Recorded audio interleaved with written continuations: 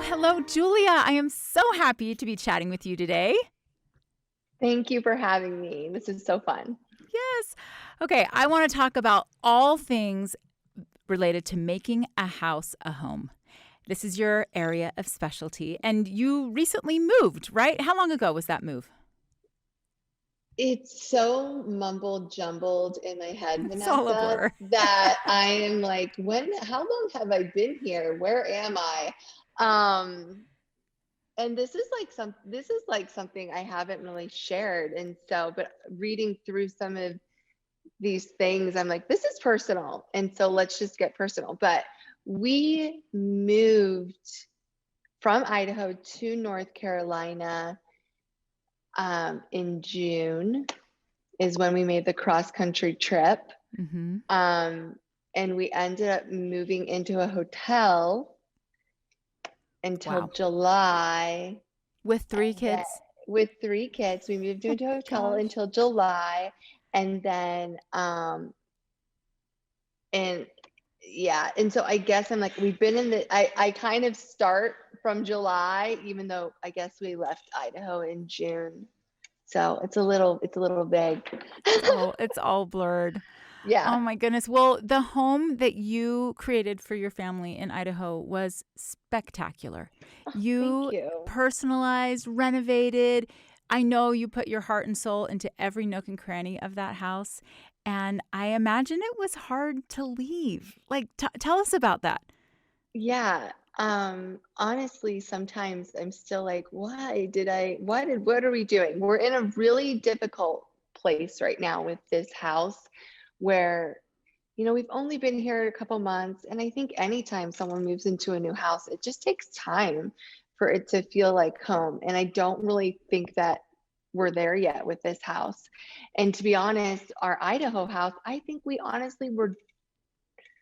had just gotten there pretty shortly before we moved, and it felt like home. And it takes time though to add those personal touches, but I also think it's just about finding your routine in a house and it being really familiar. That kind of helps it feel like home, knowing what every light switch turns on, like Mm-hmm. that's what helps it feel like home. And being able to walk down the hall to a bathroom without turning on any lights at night, Yeah. those like little nuances that I think we take for granted. Every house is special, and that Idaho house was really, really special. We didn't finish it completely, but we're so happy and proud and grateful for the opportunity that we had to live there. Yeah. And in the end, the house is just a thing, really. It's, Mm-hmm. you know, it's the shelter over your head, but the home part you can take with you. And that feeling of being able to walk through the house with the lights off and know where everything is, that comes with time. Um, Yeah. we moved into this house 8 years ago, and there's so many light switches, and I still have the little labels on it. I had to label everything just so that we could get to know like how to turn the fireplace on, how to turn the spotlight on. But more and more people are moving these days, especially with the pandemic and people having more Mm-hmm. options for working remotely. We live in Utah right now, and we've seen a lot of people coming to Utah because quality of life here is pretty great. But so for people that are anticipating a move, I know you had a bit of a rocky experience with your move, notwithstanding the month in the hotel, but with the actual movers. So Mm-hmm. can you just share with us any specific advice you would have for people who are moving, things to be aware of? Oh goodness. Yeah, we shared a bunch of like red flags on chrislovesjulia.com a few weeks back because we got bamboozled out of a ton of money. Our stuff was being held hostage. um So it crazy. was a really bad, scary Don't they know who you situation. are? Like, come No, on. oh my gosh, no. And nor would I, like, I'm like, You didn't I hold that over them? We I just are. like, at this point, everyone deserves to be like, I'm like, I can't even believe that you're counting this as a service. Like, anyone that pays movers should have the same experience. And I'm like, it was just a complete nightmare. And so I would say like beware of, honestly, even like moving brokerages. And I know some people like don't agree with that, but I'm just telling my own story here. I'd be really aware of moving brokerages. I would, if I could do it again, I would probably just hire someone to pack the moving truck one place, pay someone to drive it across the country, pay someone to unpack it, and I would just do it all myself. So that was something I hope not only we, but no one ever has to go through. It was a complete Yeah. nightmare. Well, and I know you did a blog post outlining all of it. There's an Instagram TV if you guys are interested, if you have a move on the horizon, go check it Hmm. out. Learn from their experience. It is Yeah. really, really crazy. We've had several moves, and in the beginning of our family, my husband, he had a great employer who, paid for everything. It was literally, I didn't have to do anything. They would come in, they would pack up the trash, the full trash can if I didn't, intervene. They were Wow. just like, I didn't have to lift a finger. But then when we decided to live the lives of entrepreneurs, we've been doing our own moves, and it can be so stressful without all of the craziness that you've had. So let's learn from Julia. Go check out her Yeah. blog post. Well, Um, honestly, that's kind of like, we're like, the only thing that we can do from this is help it not happen to anyone else. So right. And that's what I always do if something really terrible happens. I always have to try to find the good about it. And hmm. in your experience with the platform you have, you're able to share a word of warning to everybody else, Hmm. especially as a lot of people are moving and relocating, about your experience. So thank you for being so transparent about that.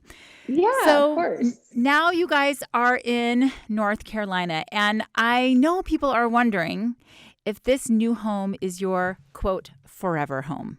And that is a term that I don't really love. And so I would love to get your take on that. And what's your answer to that question?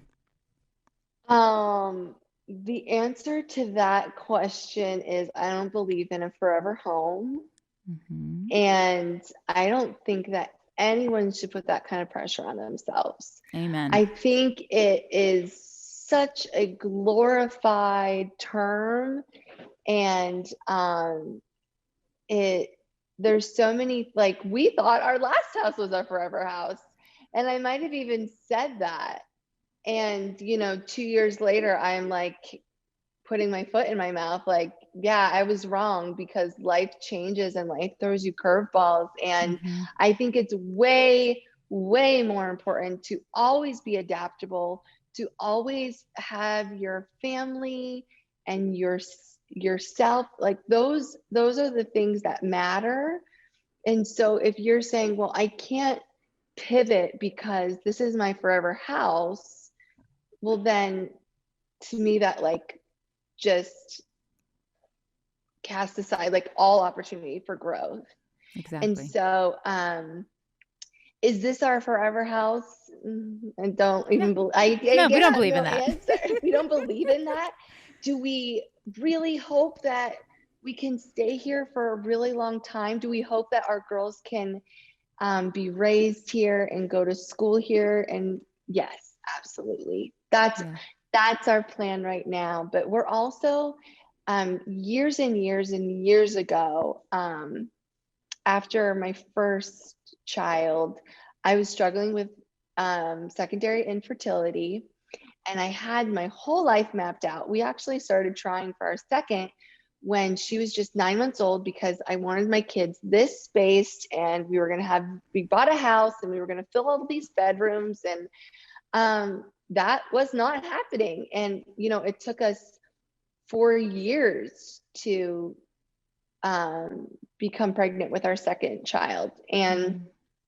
in that time period, I really adopted the mantra, like, be open to whatever happens next.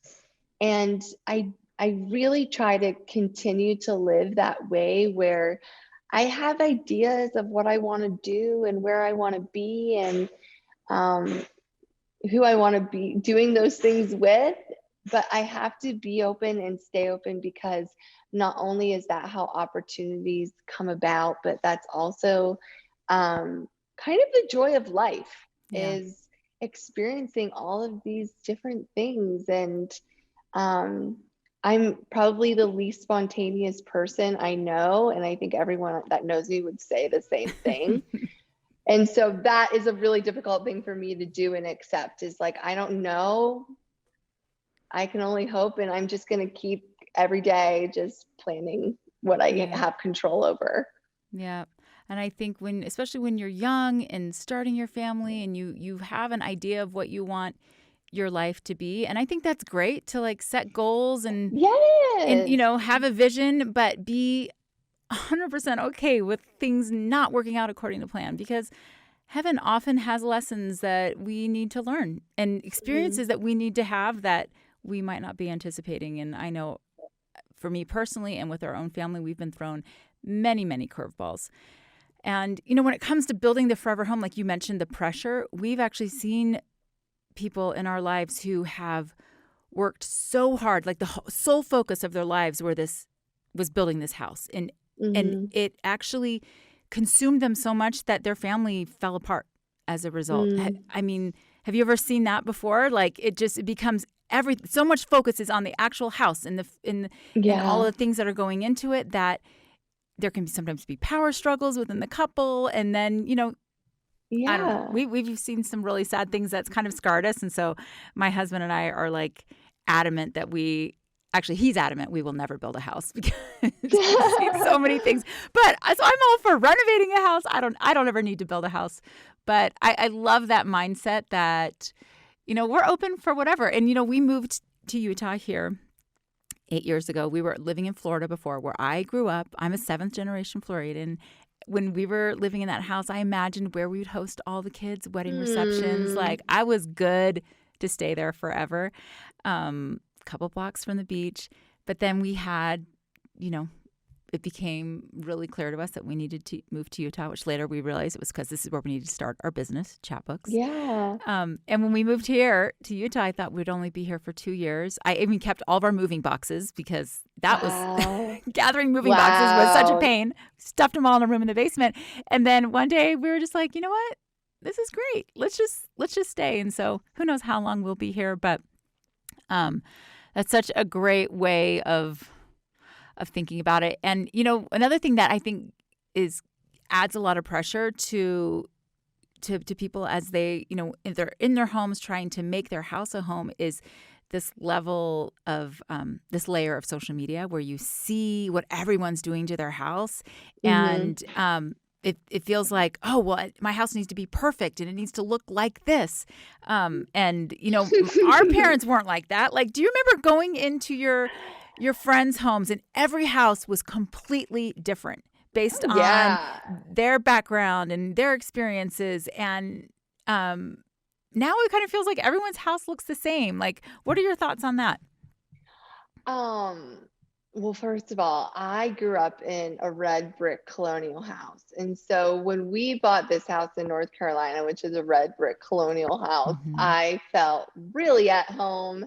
And I think that that was something that maybe subconsciously, um, it felt familiar. And that's why when I saw this house, I was like, I think this is the house. Um, as far as everyone decorating their houses the same, I feel like in the houses that, like, my friends' houses and my family's houses, I feel like we all have really different houses.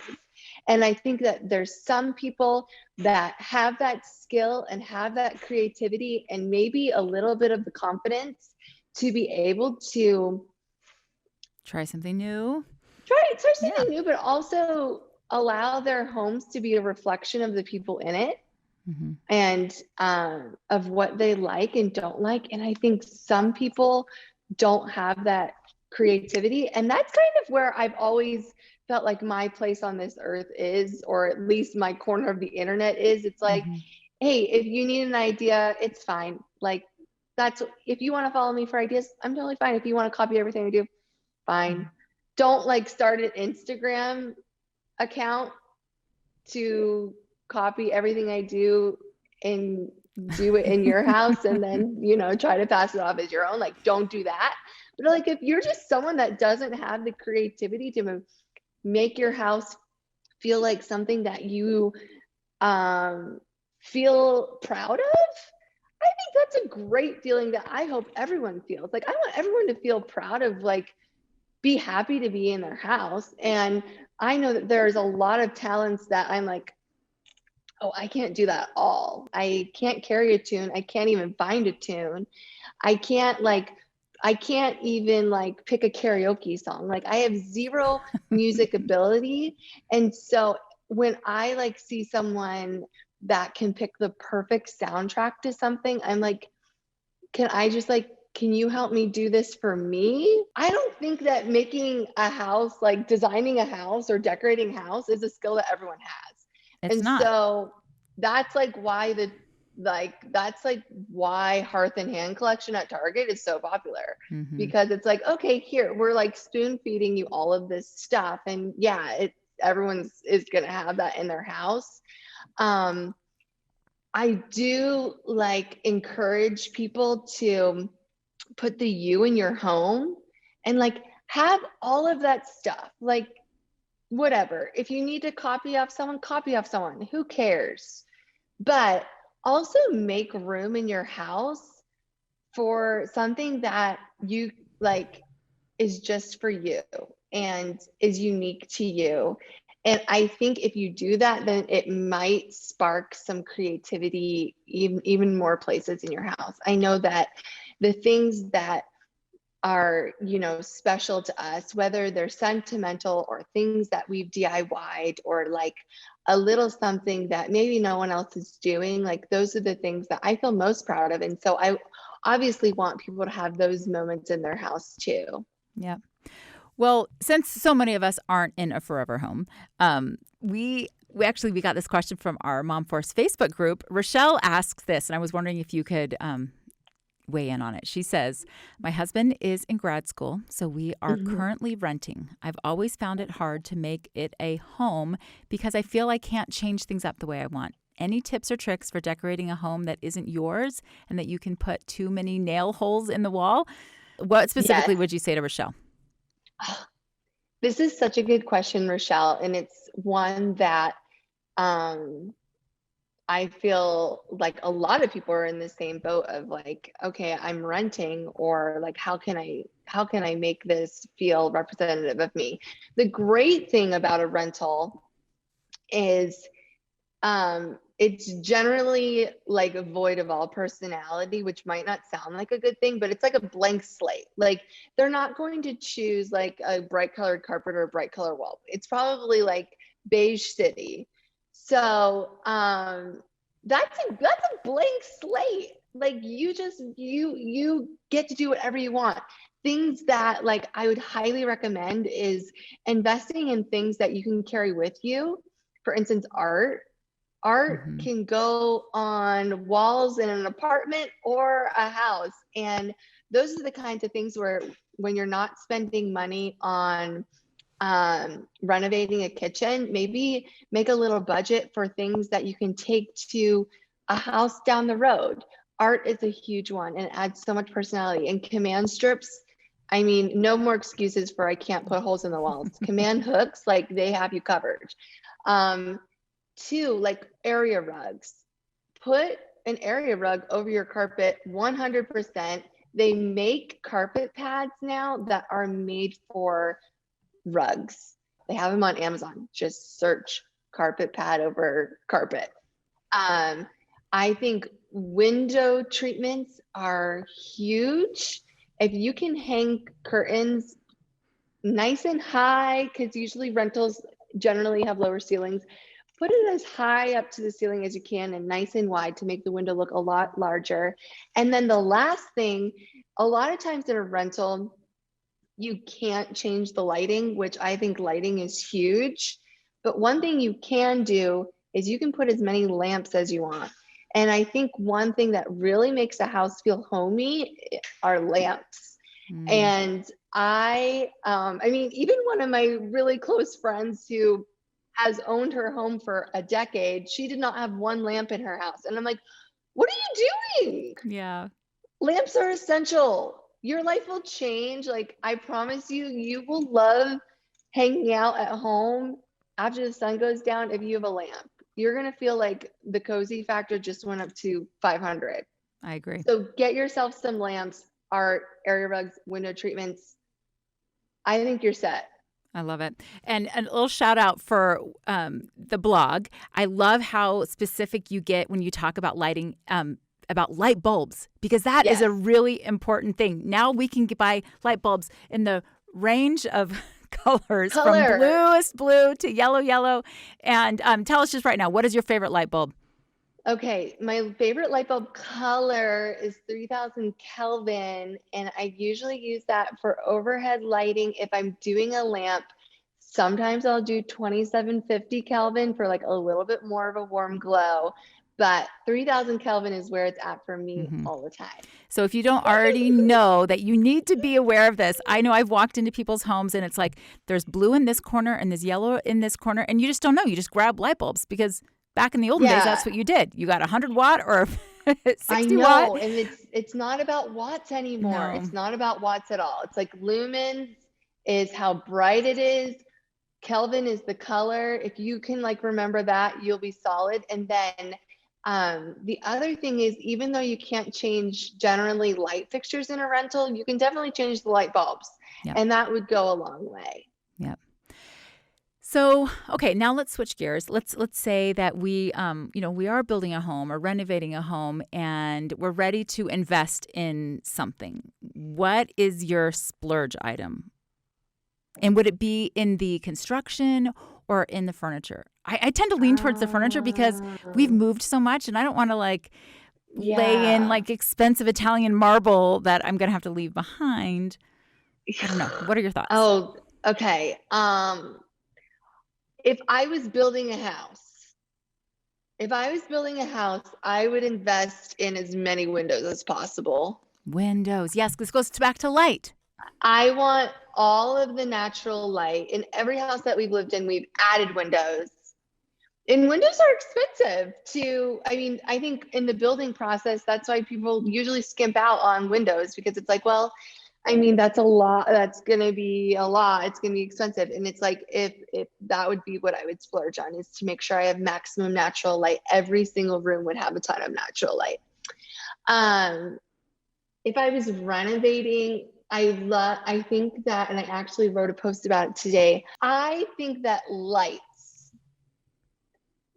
have like the capacity to change a room completely. Like a room I said it's like the equivalent.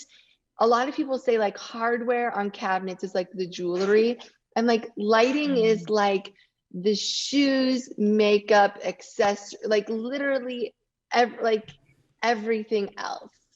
You could walk into, I feel like I could take any room that someone didn't like and I could swap out the light and they'd be like, oh, this actually looks not bad at all.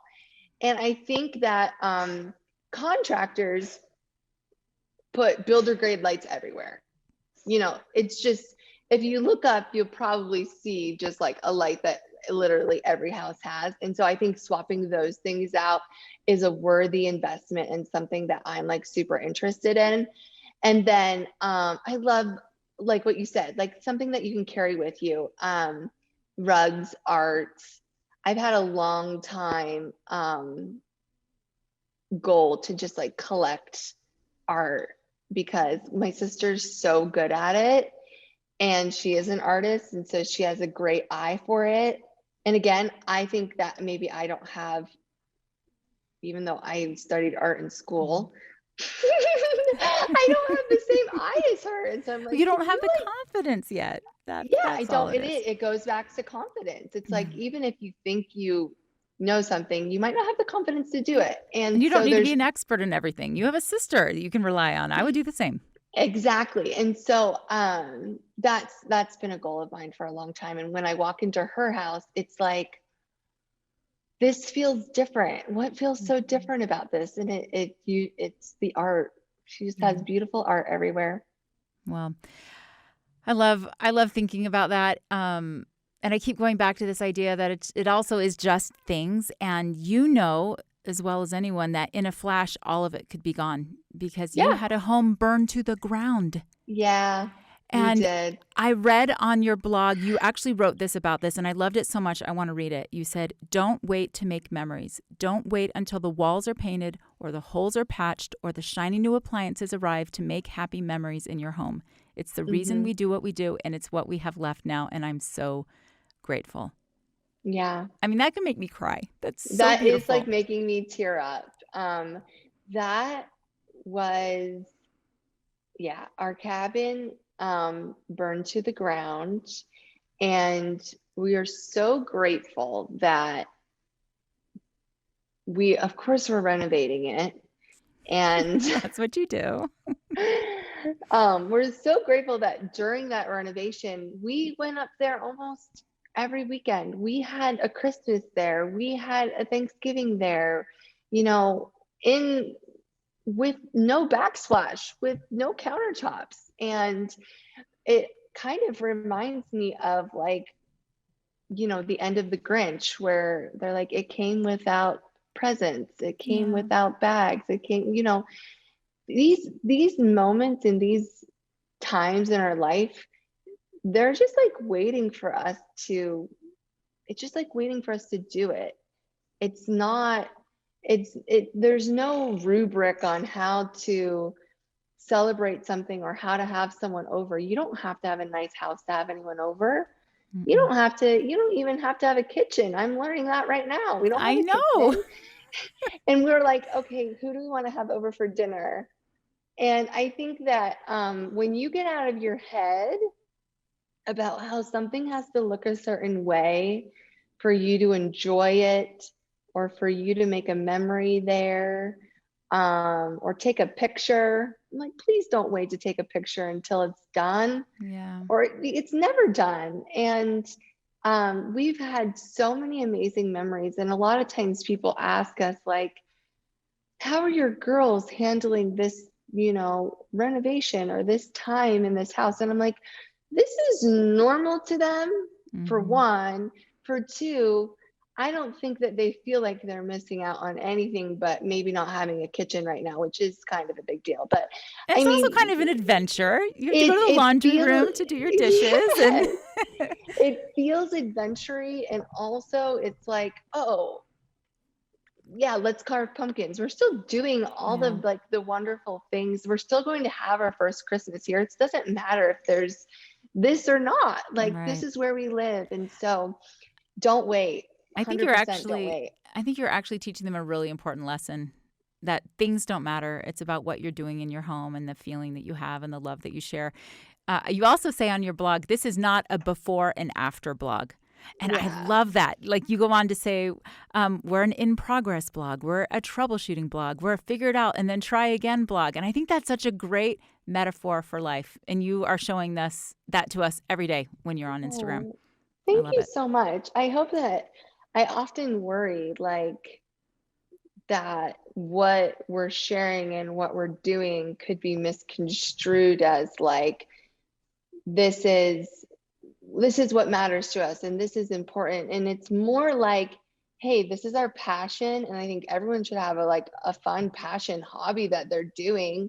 And but also, like, it's not the most important thing in the world to us. Like, this is Yeah. fun. It's really fun for me to renovate my house and to decorate it. And I really like doing it. And I think I'm pretty okay at it. And I like helping others like feel good about where they live and love where they live. But like, that's not the most important thing in the world, not by a long shot. No, and that comes out so much. And I think that's why you have over 700,000 followers on Instagram. I mean, Oh, that's impressive. yeah, thanks. Uh, I also love that your business partner is also your life partner. Yes. Um, and, thank heavens you have each other because I know that life, like we talked about, doesn't always go smoothly. And it's nice to know that you're equally yoked in this life together with work and family. Chris seems like a pretty great guy. Chris is the best. And everyone knows that he loves you. You made sure of that. The name of your blog, Chris Loves Julia. I love that so much. For those that don't know the story, like how did you guys meet and how did you end up making that the name of your brand? Okay, so we met in college, like most people, and we were always kind of like, we would go on dates, but we were never dating, I would say. And then I actually decided to go on a mission for my church, and then I left and he got a girlfriend. But we were such good friends at this point that like we were writing, like he would write me on my mission, and I would write him back, and it was just always so fun. Like really, he was just the best guy. And then I got a letter from him while I was on my mission, and it said that he had been dating this girl, and she was so great by all accounts, like he should be marrying her, but he could not stop comparing. Or no, he said I didn't make him laugh, or she didn't make him laugh like I did, and so he broke up with her. And it was like, Aww. I was like, huh? But like jumping up and down, like so happy. Finally, he's come to his senses. Well, it was kind of like we both had to get to this place. I was on my mission for a year and a half, and we got back. We got married, like I got home in July, and we got married in November. It was pretty fast. Yeah. Well, did I read that you guys kissed the day you got back, and then you got engaged 2 Yeah. weeks later? And, okay. And his favorite That was your thing first to- kiss, right? After that all was of these our years. First kiss after like 5 years of knowing each other was the night I got back, and he loves to make sure people know that I kissed him. Yeah. I kissed him. Good for I you. like loved him. I knew it, and it was Aww. honestly the most beautiful like blossom of relationship, because we knew everything about each other. We were such good friends for so long, and it's kind of like when you watch the rom-coms, you always like root for the friendship turned relationship. Yes. And so it was like so beautiful and the And best. And how it became Chris Loves Julia was like, I just started the blog one day while he was at work, and I called it Chris Loves Julia. And I was just like, is that okay? He's like, yeah, of course, it's true. But then it kind of morphed into this thing where I have all of these ideas for our house. And I mean, it was a very as you wish thing from, Princess Bride, where he's just like, as you wish. I would just tell him like, I want to do this, I want to do this. And he like makes it happen. And so it really, the things that not only our house have become, but like this business have become, is really because Chris Loves Julia. Yeah. And I think it's so descriptive of like your whole vibe. Like I really think that the relationship between parents just sets the tone for the whole family. Oh, and because you yeah. guys love each other and you're so committed to each other, you create beautiful houses, but you create a beautiful home and a beautiful family. And it just comes out in everything, and I love it. So I also work with my husband. We started a business together 8 years ago, and it's wonderful, and I love it. And I think part of the reason why we are successful is because we were married for 25 years before. We kind of learned how to work through things, raising our family for 20 years or so. It's not always easy. Right. There's definite perks. Like we love our day dates, as we call it, when we're working, but we get to just hang out together during the day. But I'm wondering, what advice do you have for people who may be working with a spouse or even another family member? Because I know I just met your beautiful sister.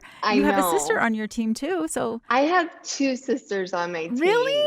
Yes.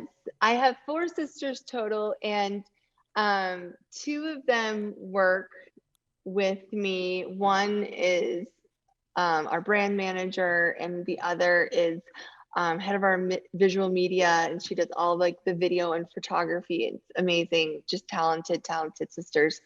And then I have two other sisters that are creative in their in an offline way, and they love that life, and I support them in other Yeah. ways, you know. So, Yeah. um, but I think the key to working with your spouse and your family is, maybe one idea is bad ideas there's no bad ideas, and there's no right or wrong. Like, um it's never like, oh, I was right and he was wrong about that thing. Or Hmm. it's never like, oh, this was my idea. It's like, we came to this idea together and we're both owning it, and we like are just celebrating that we came to a great conclusion. And we brainstorm a lot in the office, and obviously in our marriage. There's a lot of brainstorming, and it's like, if you feel like you can't just say an idea that comes to your mind, then maybe that's step one, Hmm. is to just work toward a place where you can freely say an idea that comes to your mind, because it might be an amazing idea, whether it has to be about a trip or something you want to do with your house, or a business idea, or what you want to eat for dinner. Like, just get comfortable saying what's on your mind and what comes to your mind. And also, as the receiver of that, don't ever put it down as a bad idea. Yeah. Maybe it's not what you were thinking. And, we say that a lot, like, oh, I wasn't thinking that. Or like, what made you think that? And like, Hmm. just like really talking it all out. But there's no ideas in our office or in our marriage that are bad ideas. There's Yeah. just like different ideas that maybe we hadn't thought of yet. I love that. There's no such thing as a bad idea. And there are very few things that I'm willing to dig my heels on and just not budge, because that doesn't usually end well.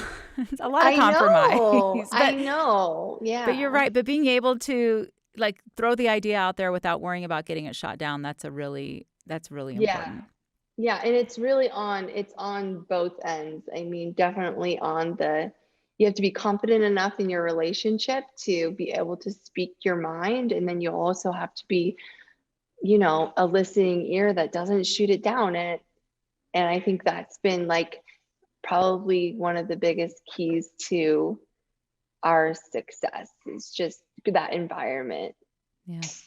Well, I also have a sister on my team as well. She's kind of been with Oh, us from the beginning, and I love knowing that she always has my back. She knows me better than anyone else, and it's very rewarding for me. But it sometimes can be tricky. We've also seen families working together that have yeah, some hard times. totally. So I know that some of your team moved to North Carolina with you, which I think is incredible. And Yeah. I think it speaks a lot to the culture that you've built with your business. I'm curious, tell me a little bit about like what do you do? I mean, you've said no idea is a bad idea. I think that is huge, and that's probably infused in everything you do at Chris Loves Julia. But what else have you done to foster such a culture of loyalty? And then what if that can translate to our families as we're raising our family? Yeah. Oh my gosh. This is like such a hard question for me, because to be honest, like, we were shocked when like 98% of our team moved to North Carolina for us, and like So amazing. with us. Like, it was we had one-on-one conversations with every single one of them. It wasn't like we walked into the office and we're like, "Hey guys, we're moving to North Carolina. Who wants to come?" Like, no. Like, we had one-on-one conversations with every single one of them. And uh every single person on our team, we don't have a huge team, it's small. And there's like 8 or 9 of us total. And every single one of them is the best at what they do. I like firmly believe that. They're indispensable. We told them that we were moving. We told them we would love for them to come. We offered to pay moving expenses, and just beyond that, like, I hope Wow. we pay them well, and I hope that they like working here, and I think we have fun. I can't speak for any of them, but they're all really, really good at what they do. And we just, I, I think we're just doing something great Yeah. here. And so, And you are fun. I mean, oh, I'm thanks. just meeting you for the first time in real life, but from what I see on Instagram, on social media, I would want to work with you. Yeah, Um, we have fun. is there anything that you've learned while growing your business that has helped you as you raise your family? I've only been a business owner for 8 years, and after my oldest had gone to college and my youngest was in kindergarten, and I can't believe how many parallels there are to motherhood and growing a business. Hmm. Like, what's the first thing that pops in your mind as being a parallel? A parallel. I would say that mm, one, no one knows what they're doing. No one knows what they're It's doing. true. Um, and I think a lot of people like look at me and they're like, she knows exactly what she's doing. She's, has a team. She has all these people working for her. She must know exactly what she's doing. And Do you in have the a degree reality, in this? Do you have a degree in design? no, Is this your absolutely not. okay? Absolutely not. No, I did not study design. Don't have any web background at all. I did study art and exercise science. Okay. And so sometimes I kind of treat our house as like my little canvas, but no, I don't have a degree in this. And so I think a lot of people would look at me and be like, oh, she knows what she's doing. And I think a lot of people look at moms and they're like, she's a good mom. I need to be a mom like that, or I need to do momming this way, or she has it all together because she's dressed and she's a mom. And in reality, no one knows what they're doing. In That's so reality, true. like, we had a planning meeting this morning where we were supposed to go over like what we're going to post about tomorrow. And like, yeah, like sometimes we have it all planned, like we have things planned out throughout the month, but it's a lot of, we do things on the fly. And I'm probably not as organized as people think. And when I realized that, um, that I'm like, that's the same with a mom. No one knows how to be a mom until you just do it. And Hmm. no one knows how to start a business until you just do it. And no one, Yeah. you just have to do things. I remember when we bought our first house, I was like, oh, that's how you do it. Like, I didn't know how to do that. And someone just walks you through it. And I wish that there was more people walking people through that process. And I kind of hope I'm that in the home life. Yeah. But with motherhood, there's no one that can walk you through it. You just have to hold your kids' hands and they're going to teach you how to be a mom to them. And Yeah. so that's probably the biggest parallel. Yeah, and that's the message I try to get out in our Chatbooks community of parents is there's no one right way to do it. And my hope is that Yeah. every guest that comes on the podcast is sharing that very thing. We all do things so differently and you learn by trying and failure should be expected. You're going to make mistakes along the way and that's okay because that's how we Mhm. grow. Mhm. Yeah. One of the things that you've been open about is your health struggles because I think that's I think that played into your move, right? Yeah. Um, Mhm. and so often when we're struggling with personal things, we keep that quiet because it's Yeah. personal or it's maybe it's embarrassing or maybe it involves another family member or whatever. How have you like what's your thought process about sharing those struggles and how are you actually like how are you feeling and how has the move been on Oh. your health? I don't feel like I've had a complete opportunity to like, I feel like we're just now kind of starting to get to a place where like health wise I'll be able to um, have more good days. But I have found some incredible doctors here, and the weather has been amazing for some of my conditions. I have Hashimoto's and I have trigeminal neuralgia, are two things that I've been open about. And like those things just do better in a warmer, humid climate. Mm-hmm. And so in that way, I'm doing so good. And I think that I think it's really important for our audience. I want them to like see a real side in me and see like, oh, I'm a human. Like I struggle like everyone else struggles. And I think that's why I've shared like bits and pieces of my health journey. I haven't shared all of it because one, I don't have all the answers yet. And two, I honestly feel like some of the people online, I don't feel like have my best interests at heart. And so I save like those deeper conversations for people like I really trust in real life too. And so it's like, I like to share some aspects so that I can connect with people. And then some aspects, I think in all aspects of life, some things are just meant for the people that are literally in person holding you up. Yeah. And, that is my family and Chris and, my closest. I have like 4 close friends. And I think it's okay. Like, it's okay. I don't know, but that just surprised me to hear you say that there are some people that don't have your best interest at heart. And I think I always assume everyone is like me. Everyone sees the world like I am, right? and would I think that's behave the way really I do. great. But yikes.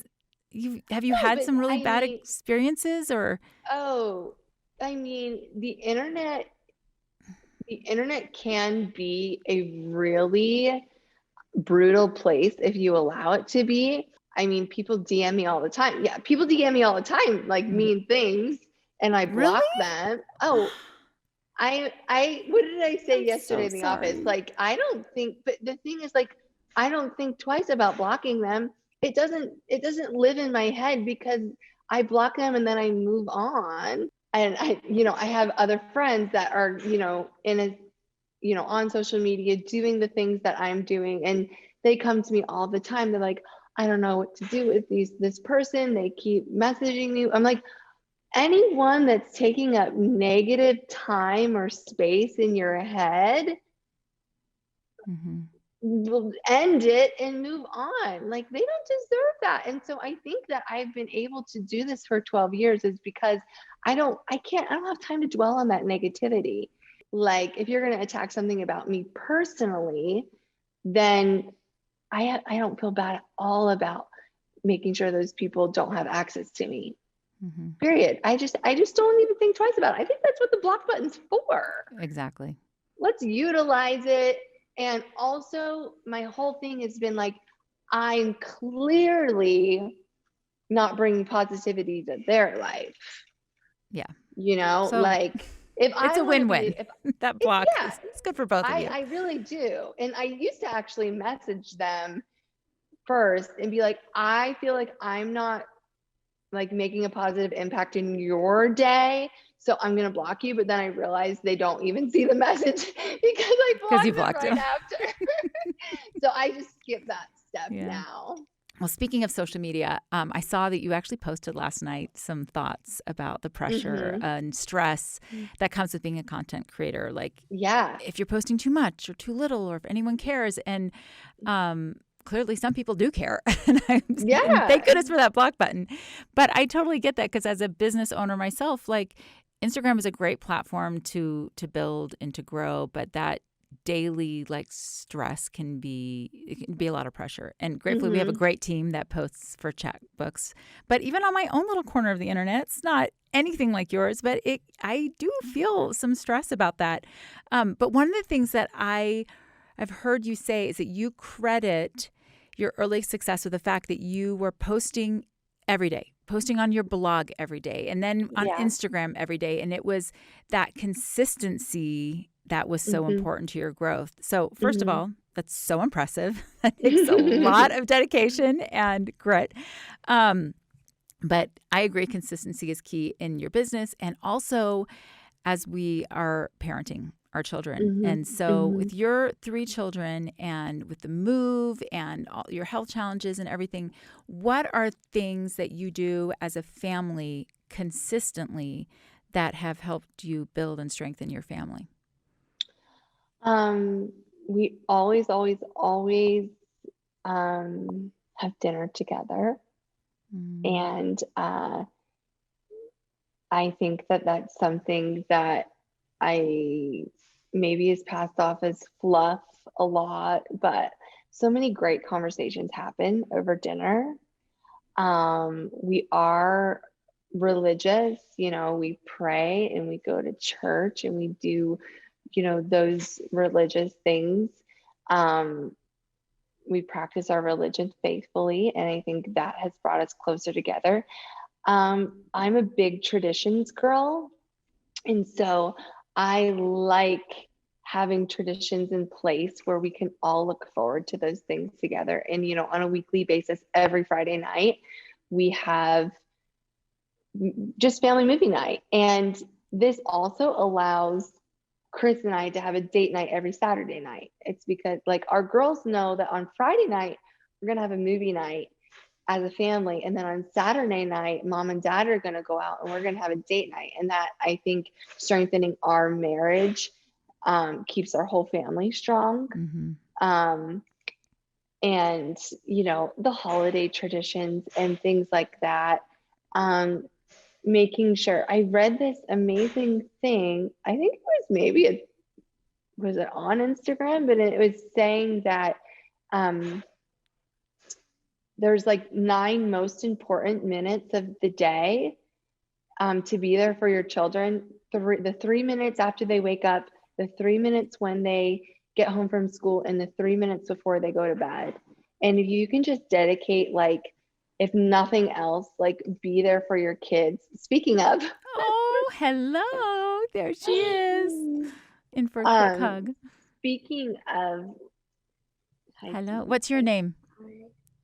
Her name's Faye. Faye. Good morning. She's been sick the past 2 days. Just making sure that you're there for your children at those, like, critical moments of the day and connect with them and disconnect from other things. Yeah, that phone. It it it's so simple. And I remember at a young age, our oldest, um, she is extremely assertive, and she is going to probably rule the world one day. I don't know.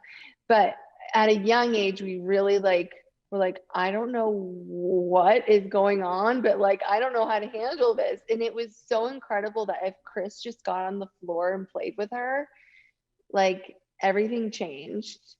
And we've just, like, learned, like, her love language is quality time, and Mm-hmm. just really, like, tuning into what our different daughters need, because every child is different, and trying to give them those things, um, and make those family traditions just gives us all something to look forward to. And it kind of is a way to, like, casually schedule your life, like, well, every Friday we're going to do this.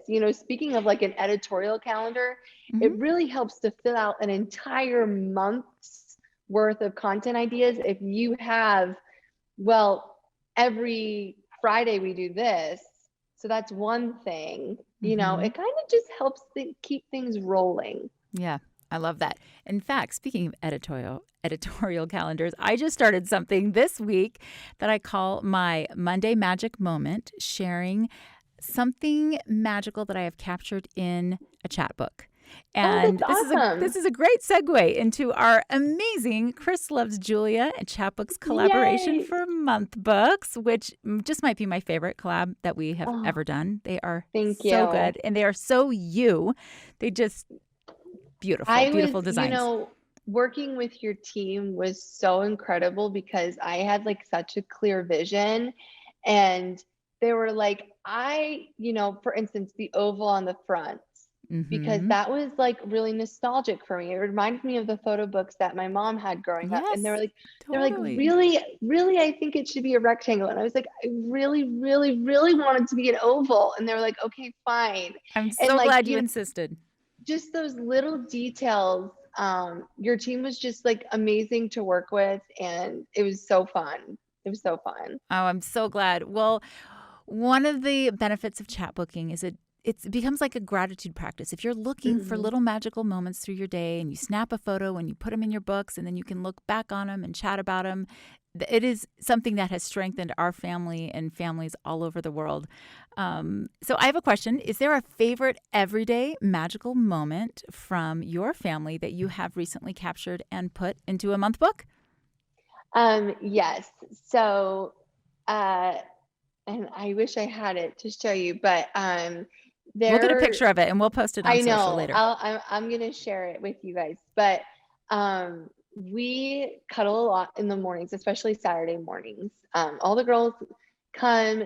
Everyone knows it's Saturday. Everyone knows we don't have anywhere to go right off the bat, and um, it's like our just a normal family cuddle. Is this normal? I'm like, I don't know if this is normal, but I just took a picture of all five of us in our bed, and Bedhead and all, yes, bed rumpled head, sheets. no makeup. Yes. I mean, yeah, and it's just like not.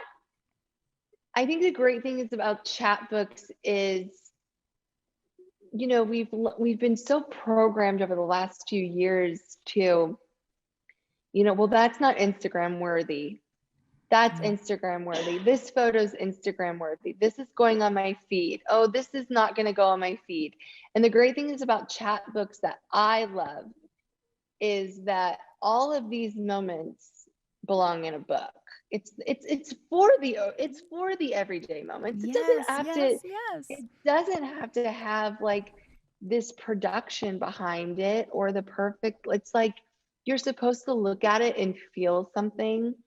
And so I've been, after so many years of training my eye and myself to, capture these moments that are for the Instagram feed, it's been so liberating to just capture a moment that I can look back on, and it's printed in a book for me and my whole family to see. I love it.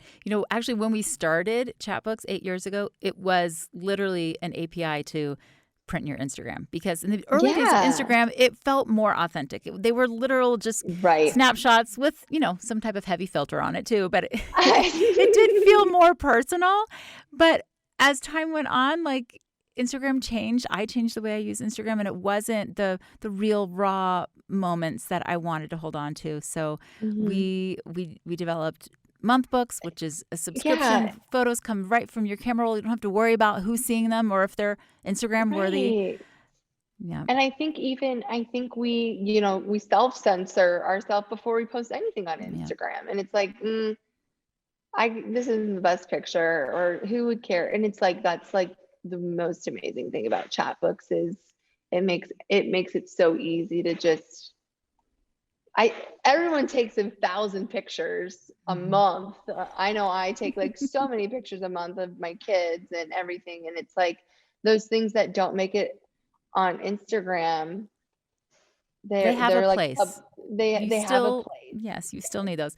All right, speaking of photos, okay, you seem like a very organized person. I'm curious about your photo habits and curation. Now, I know you take a lot of photos and videos I for do. work, but what about all of the family stuff? Do you have any routines or habits or systems that help you keep organized as you document your family memories? Um, Vanessa, literally everyone says, you seem like such an organized person. I am not an organized person. I don't know why. I'm so happy I come across that way, It's but the like, it's the blazer. Maybe that's it's what the blazer. I think it's the you look put blazer. I together. am a creative person, and I have a creative brain, and I am the person with 700 unread text messages. Yeah, that's me So too. I let my phone do the organizing for me. Hmm. And, a friend of mine, she was like looking at my phone and she's like, you know what? One thing that would help you is if like nothing else at the end of every day, just choose one photo out of the 15 you took of the same thing and delete the other things. And so that's like one thing I've been doing. Now on your phone, it recognizes faces. And so when I was putting together like a photo gift for Chris for Father's Day, I was able to just like find all the photos of Chris, like it pulled up all the photos of Chris Hmm. in my phone. Yeah. And so unfortunately, I don't have a ton of great answers for that one. Well, I I just like I I just print it all. just send it. I love it. Well, I started doing something called my Sunday Select. Every Sunday, I try to just have 10 quiet moments where I go through the week and I do what you said, delete all of the extras, because yes, I take 10 Yeah. of the one photo I want. I also, as your girls get older, they will have definite opinions about which photos they would like you to Oh, keep or see, not. yeah. So I let my girls go through and favorite the ones they like, so I make sure to keep those and delete the ones they don't love. But yeah, just having a little regular habit to just clear out the cruft from your camera roll is a great Yeah. first step. Yeah, I'm gonna depend on your expertise for that. I need help in that department. What is something that people might be surprised to know about you? And bonus points if you have a photo of it that you might be willing to share, something from your past or Besides that, I'm not something that people would be surprised to know about me. besides that Besides you're that, not I'm organized. not organized at all. I I'm really well. I think some people don't know I'm pretty silly. Um, around people like I'm really comfortable with. Like I am just like I like to let loose and be silly. I also have an immense fear of public engagement. Like I am just so afraid to um I don't know what it is. Like I even this podcast, like I have extreme anxiety before I come on like a podcast Really? or which is I know maybe that's the big You're surprise a because natural. I talk to like 700,000 people. I put my face in front of them all day long, but like I'm probably a really awkward person to talk to when you meet me one on one. How many Exactly. people confuse you with Amal Clooney, George Oh Clooney's my wife? gosh, that's the number one like yeah, that's probably the number one I get.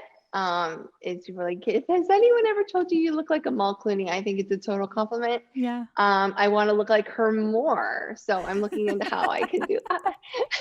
Oh, it's so fun. Well, Julia, thank you so much for your time here with us and sharing so many personal things with us. And if you're not Yeah, already following Chris Loves Julia, you want to do it. Sign up for their newsletter. You have got so many resources, everything from like I said, what light bulbs to pick to gift guides. And yeah. what's next for you? What's next? We have a lot of really exciting product lines coming out. Of course, our chat books next year, we have a lot of big ones. I can't say exactly yet, but like bucket list items that are coming out. And then honestly, I think next we're just focusing on getting a kitchen, not to bring it up again in this podcast, but that would be Chris, are if you listening? Let's get that let's get that if kitchen in. that is like the next and last thing I do, I'll be so happy. Yay. Well, we are happy for you. Thank you so much for being a light in this world, and best of luck as you continue settling in and nesting in your new home with your beautiful family. Thank you, Vanessa. This was so fun. Thanks for joining the MomForce. Don't forget to subscribe and leave us a review, and come join the conversation over on our MomForce Facebook group. And check out the show notes for a special Chatbooks discount code. Until next time.